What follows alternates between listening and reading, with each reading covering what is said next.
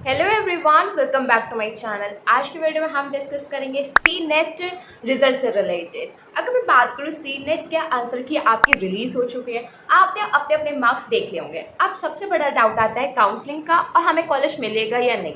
तो आपके मार्क्स के अकॉर्डिंग आपको कॉलेज मिलेगा, बट आपको ये पता होना चाहिए जो काउंसलिंग की टर्म्स और कंडीशंस भी होती हैं।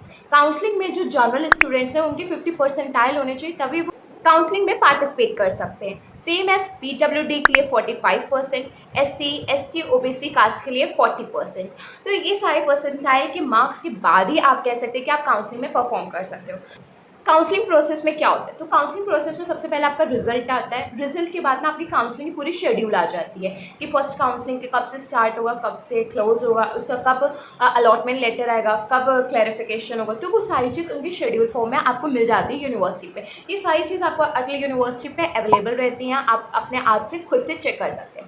नेक्स्ट उस काउंसलिंग में आप एलिजिबल हैं या नहीं है, सबसे पहली चीज़ आपको ये देखनी होती है। उसके बाद आपको सिक्योरिटी मनी 5000 पे करनी होती है। उसके बाद में आप कॉलेज को फिल करते हो। आप जब कॉलेज को फिल करते हो तो अपने मार्क्स के अकॉर्डिंग करिएगा। अभी ये चीज़ जो आप कॉलेज चॉइस फिलिंग है वो डिटेल में अभी मैं लास्ट में अभी इसको फिर से बताऊंगी, जिससे आपका डाउट क्लियर हो जाए। अभी हम लोग काउंसलिंग प्रोसेस में, आफ्टर दैट आप क्या करोगे, उसको लॉक करोगे। लॉक करने के बाद आप वेट करोगे कि आपका रिजल्ट मतलब अलॉटमेंट लेटर आया है या नहीं। अगर आपको अलॉटमेंट लेटर आ गया, इसका मतलब वो कॉलेज आपको अलॉट हो गया है। अब आपको एडमिशन प्रोसेस के लिए उस कॉलेज में जाना होगा।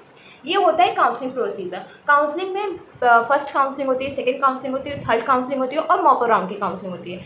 अगर मैं बात करूँ जो पिछले साल था उसमें मॉप अप राउंड की 2 काउंसलिंग हुई थी। क्यों? सीट्स ज़्यादा थी प्राइवेट कॉलेज में। मॉप अप राउंड में बहुत ही कम चांसेस है गवर्नमेंट मिलेगा, उसमें 1 या 2 सीट रहती है, दैट्स इट।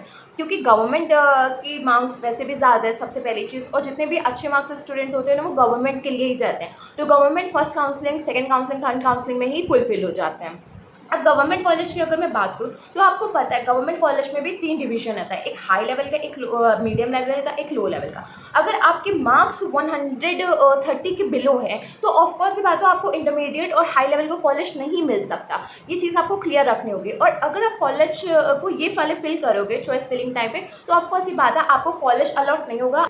आप अपने टाइम और मनी को वेस्ट कर दोगे। आपको अपना प्रेफरेंस किसे देना है, मार्क्स के अकॉर्डिंग कॉलेज को देना है, तभी आपकी काउंसलिंग आपको अच्छे से कॉलेज चूज़ करा सकती है।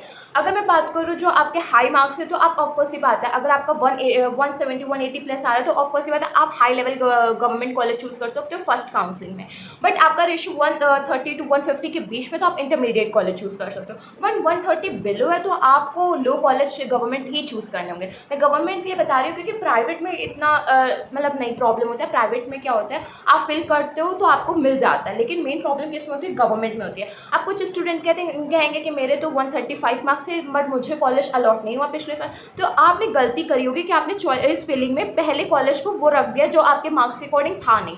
मैंने लास्ट ईयर अगर आप मेरी वीडियो देखोगे तो मैंने तब भी यही बात कही थी कि आपको कॉलेज प्रेफरेंस अपने मार्क्स के अकॉर्डिंग देना है। इससे आपका मनी भी वेस्ट नहीं होगा और इससे आपका टाइम वेस्ट नहीं होगा। आपको वो कॉलेज मिलेगा जो आपके लिए है। अगर आपके मार्क्स अच्छे होते तो आपको अच्छा कॉलेज ईजिली मिल जाता। अब आपको ईजिली कॉलेज तो अच्छा नहीं मिल सकता, बट गवर्नमेंट जो मिल रहा है आप उस गवर्नमेंट कॉलेज को एक्वायर कर सकते हो।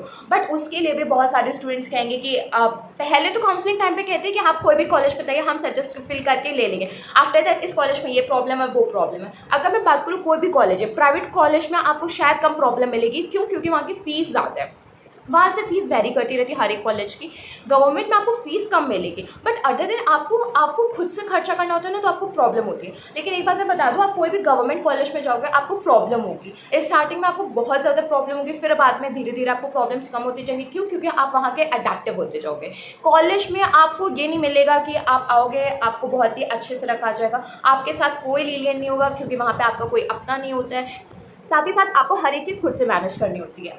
अगर मैं बात करूँ कट ऑफ जो है इस बार की वो हाई जाएगी। अब कुछ स्टूडेंट्स कहेंगे कट ऑफ तो हाई नहीं जाएगी, कट ऑफ हाई क्यों ही जाएगी दीदी, आप तो गलत बता रहे हो। कट ऑफ हाई इसलिए जाएगी क्योंकि इस बार मोड ऑफ एग्जामिनेशन आपने देखा था कि हिंदी में भी था और इंग्लिश में भी था। कुछ स्टूडेंट्स जो हिंदी मीडियम से हैं उनकी इंग्लिश वीक होती है, लेकिन जब एग्जाम इंग्लिश में होता था तो उनके मार्क्स कम होते थे। बट अब उनको क्या है, हिंदी प्रेफरेंस मिल गया था तो उन्होंने भी तो अच्छा स्कोर करा है, जिसकी वजह से मार्क्स सबके अच्छे आ गए, तो फिर कट ऑफ जाएगी। अब आपका एक सब्जेक्ट भी इस बार कम हो गया था, करंट अफेयर्स जीके का, जिसकी वजह से मार्क्स भी थोड़े अच्छे गए थे।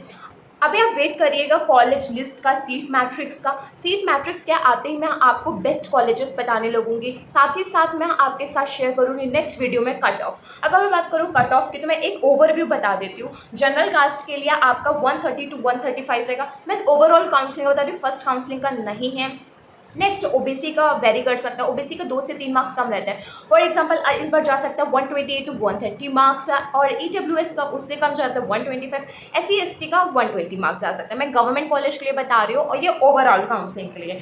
काउंसलिंग की फर्स्ट काउंसलिंग होगी ना तो आपको शेड्यूल पूरा क्लियर हो जाएगा। जब सेकंड काउंसलिंग होती है तब मार्क्स थोड़े से कम हो जाते हैं, थर्ड काउंसलिंग में मार्क्स और कम हो जाते हैं। कॉलेज आपको मिल जाएगा, मैं ये नहीं कह रही कॉलेज आपको नहीं मिलेगा, तो बार बार आप कन्फ्यूज मत हुई, बार बार आप टेंशन में मत आके कमेंट बॉक्स में बताइए, क्योंकि इतने सारे कमेंट्स का रिप्लाई एक टाइम में देना is it not possible for me also.